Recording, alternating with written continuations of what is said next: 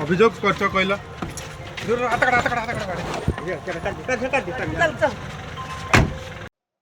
प्रथमे लव पर सेक्स आउ तापरे धक्का यह कौनसी साधारण युवक करिनाहांती। एपरी अभियोग आसीछि जणे थाना अधिकारी विरुद्ध रे। जगतसिंहपुर थानार तत्कालीन अतिरिक्त थाना अधिकारी तथा एबेकार कुजंग थाना अधिकारी तपन नाहक विरुद्ध रे एहीपरि संगीन अभियोग आसीछि। बाबू जनक कुआडे लव सेक्स धोखा देइछंती जणे महिला होमगार्ड को आउ एहाकु नै होमगार्ड लिखित अभियोग परे राताराती थाना छाड़ी पलाई जाइथिले थाना बाबू। परे सुदूर खोर्धा निकटरू तांकु काबू करी आनी स्वतंत्र एक टीम तांकु जेरा करुछि। तेबे महिला होमगार्ड को प्रेम करिबा थाना बाबू को पड़ी जाइछि महंगा। एबे से एक प्रकार फसी जाइछंती।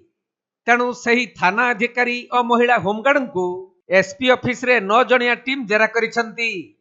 आउ संपृक्त महिला होमगार्ड डाक्तरी मईना करने जगतसिंहपुर मुख्य चिकित्सालय को निया जाइथिले भी सेठारे कुआडे महिला होमगार्ड जनक डाक्तरी परीक्षा पई मना करिथिबा जणा पड़िछि। एहा परे घटनार आपु समाधान पई बहु चेष्टा करा जाउथबा बेले ताहा मध्य संभव होई पारि नाही।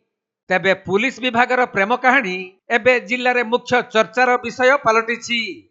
सेपटे गणमाध्यमर प्रतिनिधि माने पीड़िता महिला होमगार्ड प्रतिक्रिया नेबाकु चेष्टा करिथिले भी से गणमाध्यम आगरे मुह खोली नाहंती।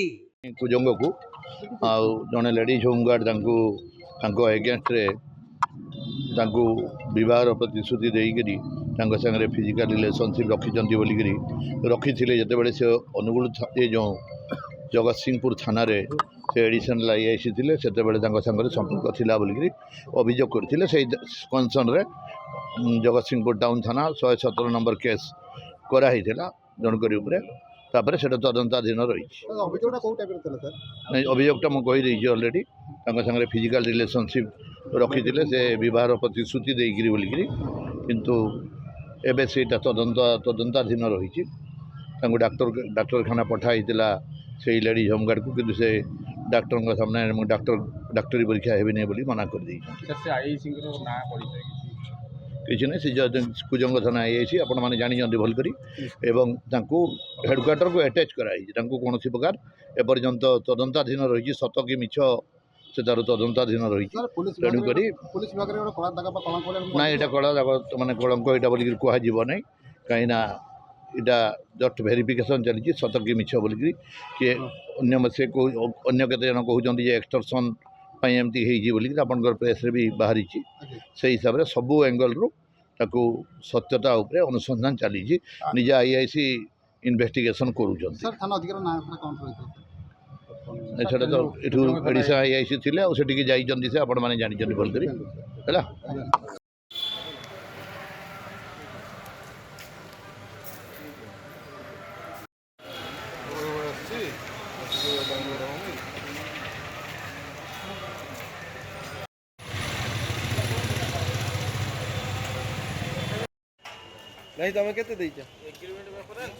जगतसिंहपुर जिल्लारू वैष्णव राउळଙ୍କ रिपोर्ट कोणार्क लाइव।